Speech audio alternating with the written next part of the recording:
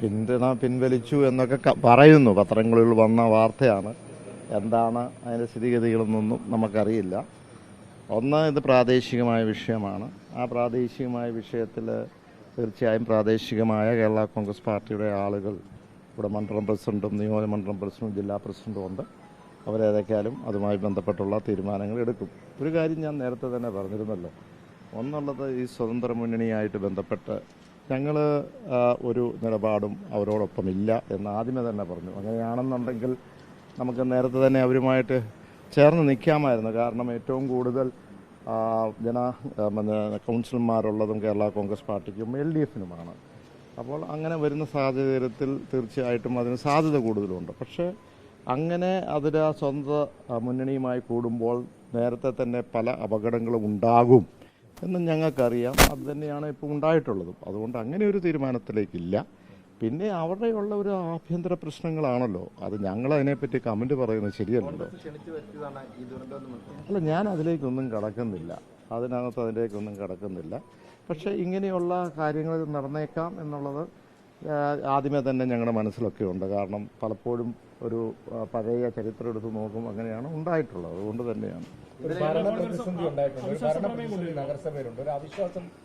അല്ല, അത് ഞാൻ പറഞ്ഞല്ലോ, അതൊക്കെ എന്താണ് വേണ്ടത് എന്നുള്ളത് ഒന്ന് അവരുടെ ആഭ്യന്തര പ്രശ്നമാണ്. ഞാൻ അതിനെപ്പറ്റി ഒരു കമൻറ്റ് പറയുന്നത് ശരിയല്ല. ഞാൻ ഒരിക്കലും അങ്ങനെ പറയാറില്ല. എനിക്ക് വേണമെങ്കിൽ കമൻറ്റ് പറഞ്ഞ് പല രീതിയിലും ഇങ്ങോട്ടും അങ്ങോട്ടും ഒക്കെ കൊണ്ടുപോകാം.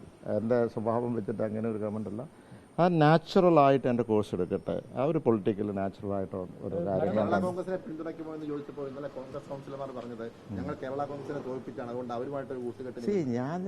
ഞാൻ പറഞ്ഞില്ല, അവരുടെ ആഭ്യന്തര പ്രശ്നമല്ലേ.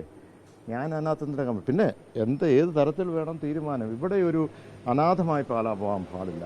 കഴിഞ്ഞ 6 മാസക്കാലമായിട്ട് നമുക്കറിയാം ആ സ്വതന്ത്ര മുന്നണിയുമായി ബന്ധപ്പെട്ട് അവരെ ചില തീരുമാനങ്ങൾ ഡിക്റ്റേറ്റ് ചെയ്ത് പോവുകയാണ്. പക്ഷേ അത് പാലായുടെ വികസനത്തിന് വളരെ ദോഷകരമായി ബാധിച്ചിട്ടുണ്ട് എന്ന് പൊതുജനം പറയുന്നുണ്ട്. ഏതൊക്കെയാലും വരട്ടെ, അത് ബാക്കിയുള്ള കാര്യങ്ങൾ പ്രാദേശിക നേതൃത്വം തീരുമാനിക്കും.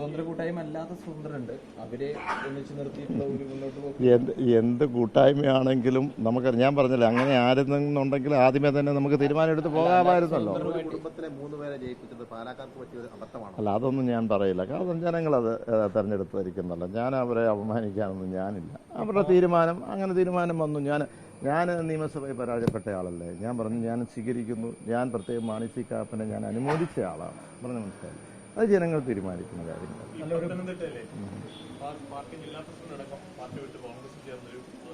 ജില്ലാ പ്രസിഡന്റ് അവിടെ തന്നെ ഉണ്ടല്ലോ. അവിടെ അങ്ങനെ സംഭവം ഇതില്ല. അവിടെ എല്ലാവരും ഒറ്റക്കെട്ടായിട്ട് തന്നെയുണ്ട്. അങ്ങനെയുള്ള പ്രാദേശികമായ വിഷയങ്ങളൊന്നുമില്ല. ഈ ഭരണം പിടിക്കാനുള്ളത് പാലാ നഗരസഭ ഇപ്പോൾ ഒരു അനാഥമായ അവസ്ഥയിലാണ്. ഭരണം മുന്നോട്ട് പോകുന്നത്, വികസനം ഉടലിട്ടുണ്ട്.